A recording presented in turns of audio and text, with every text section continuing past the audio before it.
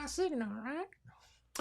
What's up, ladies and gentlemen? Welcome to the last segment of the Two Stone Dudes podcast. This is your co-host, Ryan Castle, along with Rob the Knob, Jamie, and Mondo. And Mondo is going to talk to us about what's called the 4 agreements. Okay. The 4 agreements were developed by Don Miguel Reese. And he's Toltec. He's a Toltec Native American. Toltecs were in Mexico, and they had their own spirituality. And a lot of their wisdom is still used by the indigenous tribes in Mexico. Okay. And so Don Miguel he's an older guy now. He's got a couple sons. They're both into this. And they came up with something called the 4 agreements, which became the 5 agreements. Okay. We'll talk about the first 4. I'll give you my take on it. I studied those. I trained people in them. I'm a real aficionado of them because it's a very simple way to order my life on an ethical basis. Okay. Basically, the first agreement is about personal integrity. It's called be impeccable with your word. Okay. And what that means is maybe you don't give your word that much, but when you do, keep it. Right. And especially when you make a promise or keep your word to yourself, because that's where all that integrity flows from, is me keeping my word with myself. Okay. When I do that and I hold to that agreement, it makes everything else fall into place very well. Of course, nothing's ever perfect because we're human. Right. So the second agreement is don't take anything personally. And that was very tough for me. It's a tough one because it means like you go down to some place and some so-and-so goes, yo, so-and-so, and all of a sudden your hair gets rubbed the wrong way. And you're like, and you're right. And you're ready to fight. Right. In some way, verbally or physically or both. Right. When we master that and keep our word to ourselves that we're not going to be violent unless it's absolutely in that extreme. Okay. And it very rarely goes there, as you know. Right. I mean, if I don't want to fight and I'm just willing to walk away, then I can maintain that. Okay. And that's keeping my word to myself. Right. So, and it's also, people say stuff about each other. They do. Everybody does. And the main thing there is keep my word to myself. Don't say anything negative or harmful or derogatory about anyone. And that's hard for me to do because I hate a lot of politicians. But and it's very tough to do. But it's all about preachers, politicians, professionals, professors. It's all about that type of thing. And we have to learn not to allow whatever they're trying to sell us and what everybody else is trying to push on us. And we just have to look at it like, this is all about them. It's not about me. Because if I keep my word myself, I'm going to treat others like I want to be treated. Right. Is that, you agree with that? Yeah, absolutely. Yeah. So, but the second one was very tough for me because I was taking a lot of shit personally. And when we get out of the victim mentality, then we tend to not take hardly anything personally. And when we do, we can handle it. So the third one is don't make assumptions. Don't assume things about anything or anyone at any time. Wait for the information. Okay. I like that one. And then that actually feeds into the 5th agreement, which is about watch everything. Just have discernment. Be able to exercise caution. And when you see a situation that warrants walking away from, walk away. Okay. Walk away. Avoid unnecessary conflict. In fact, you can avoid all conflict because you can confront everything non-aggressively. Assertively, but non-aggressively. Okay. If you have to. So don't assume anything about any situation until you have enough information. Right. And probably you will choose to do nothing. Right. Because what's that? It's usually the best course of action when it involves what's going on out here. Right. Because really what's going on is in here all the time. Right. Inside. The 4th agreement is always do your best. Now, that one I had a lot of trouble with also because I was a perfectionist. That doesn't work for a perfectionist for a couple of reasons, right? Yeah. One of the reasons is nothing or no one is perfect according to whose model.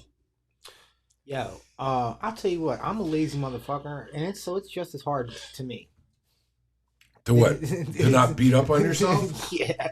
You have a lot of trouble not hurting my friend? Yeah. Don't hurt my friend. Please, I like my friend. Right. He doesn't deserve to hurt himself. Am I right? Yeah. Okay. And that's, now, what do we mean by always do your best? Our best differs from day to day.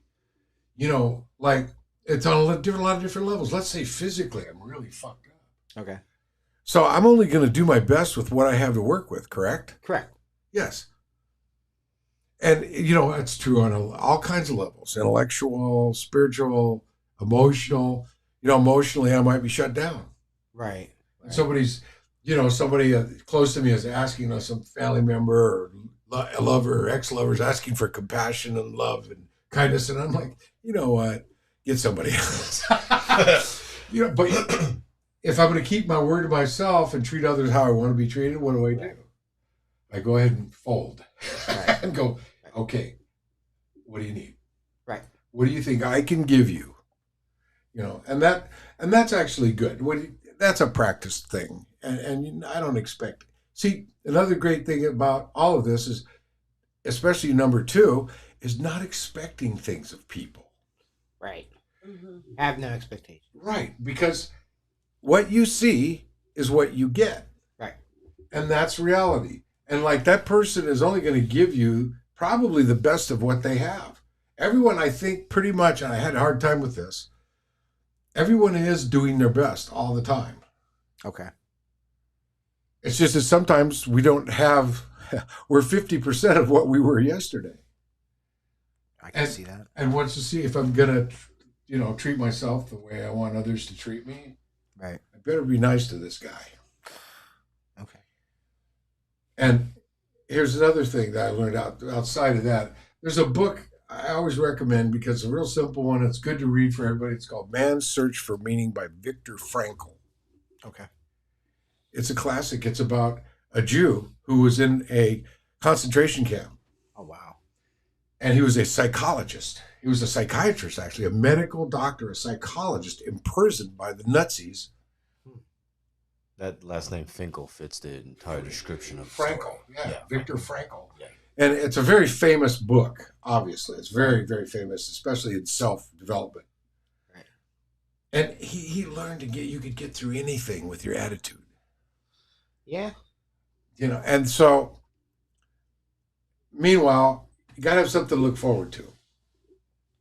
So if you don't have anything, create something to look forward to. Okay. Like that next batch. Anyway, so, well. Lovely.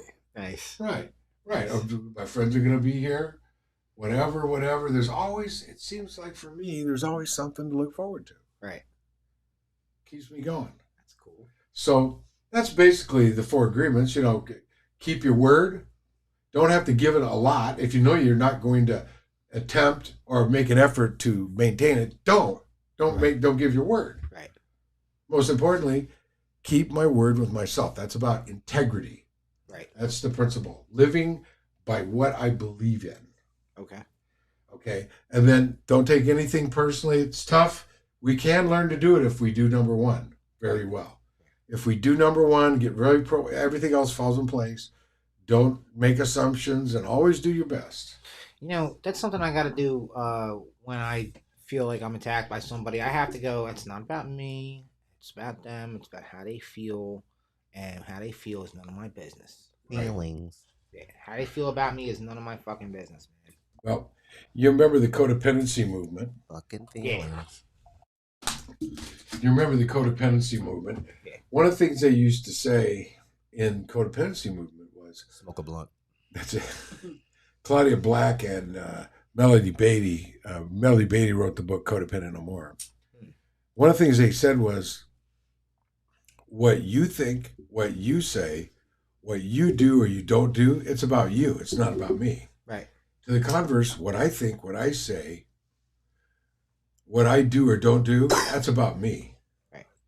It's not about you. Right. Those are like boundary statements. Okay. And they're really good. You know, there's just some people that their serial killer behavior, I'm just, I can't hang. You know, I can see the bears behind the bushes. And so I'm not going to hang. That's just a very extreme example. Right. So anyway, any questions about that or anything? Yeah. Or What about you? I was breaking your was it 4 agreements? yeah, I was like, just as you were describing them, yeah, like hope came into mind, yeah. common sense came into mind. Right. What was the other ones? Yeah, home, common sense, ignorance came into mind too. Is that a good one? Yeah. Ignorance, if you know what you're doing. Yeah, because ignorance could push you toward a good direction as well, depending on what card you play. If you want to get informed. Yes, especially in the salesman game. Ignorance, though, usually will turn into stupidity. Now, ignorance can be motivation to get more information. Right. And that's where it's really good. I mean, I was watching this show in there, this history show. I was totally ignorant to stuff I thought I knew something about. I was completely ignorant. I was like, fuck, this is cool. Because now I have more information about it. Cool. So, well, can 4 agreements, is it titled 4 agreements? There's a book. There's a whole series of books. There's a book entitled The 4 Agreements. Can it equal more than 4 agreements? Like, can it be 4 agreements and then, like, commonly parentheses? They're up to 5. There's a 5th agreement now. Oh. Yeah. And there's a whole book on that by itself. When did this occur? About 10 years ago. Ooh, that's still recent. This has been around for quite a while, actually. And, okay. And they have the... you have this book? Yeah, I have them all. I'll show them to you. And see, Don Miguel and his sons, they're really famous in that genre. Mm-hmm. They're very famous. You know, you can go see lectures by them. You can buy their books and their tapes. And really, they just kind of teach you, by verbal transference. Yeah. And it's pretty cool. Because they're living, and they're the first ones to say, dude, I'm not perfect, man. Because it'd be like 4 agreements, and then I believe it can go equal. Well, like the plus symbol right after 4 I gave you a light treatment of each one. So that's like a title tree for a story. Well, for instance, here's the thing it says about stories. Goddamn fucking keyboard. Here's the thing. Loves the keys. Here's the thing about stories. You want to minimize the amount of stories that you have. Okay. Because the stories lead us into all this pain and all this insanity. That's why if you read the book, it'll blow your mind. Okay. Because it shows you how we get trapped in our stories. I'm intrigued. Yeah. I mean, these guys are right on, man. They're right on. Mondo, how much you know about EMDR? EMDR? Yeah. Okay. It grew out of NLP. Okay. Of which I'm a licensed practitioner. Okay. Okay. It utilizes light. Right. And other visuals. And it's very effective for veterans who need to overcome PTSD. It can be very effective. Yeah, it got recommended to me. Then go do it. Okay. I'll give it a shot. There was a guy that Jeff T used to use. He's out in Tempe. If I could remember. Pay for it? My insurance will. Okay, go for it. This guy out in Tempe is really famous. And he cured Jeff T. Really? Cured. Jeff T had fucking night terrors. Really intense, fucking insane night terrors. Wow. Damn. Glad he got that taken care of. I mean, he'd get up in the middle of the night screaming, lock and load, get out the door. Yeah, man, he's a Vietnam vet. They seen some shit, dude. Seen and did. Yeah. So it completely is gone. He doesn't do that no more. Well, he's Jeff dead. passed away. Yeah, he died of cancer. Oh. Yeah. However, the last 10 years of his life, he was free of all that. Okay. I got to meet him in that short period of time. Like, we could do a whole episode about Jeff T. Yeah, we can. I mean, we totally could. He was a mentor sort of mine. He was one of those guys that I can tell you everything you need to do for whatever, but I won't do it myself. But that's okay, because his knowledge was based completely on experience. Right. And that's the kind of knowledge you want to have imparted to you. Yeah, true. Direct experience. True. All right, let's wrap it up, guys. Thank you for joining me, colleagues. I really appreciate it. This well-ran podcast today. Short but sweet. And we will see you back in about 2 to 3 weeks. Back here on YouTube Live and back here on the Anchor app and Spotify. Thank you for joining us, ladies and gentlemen. Enjoy your weekend.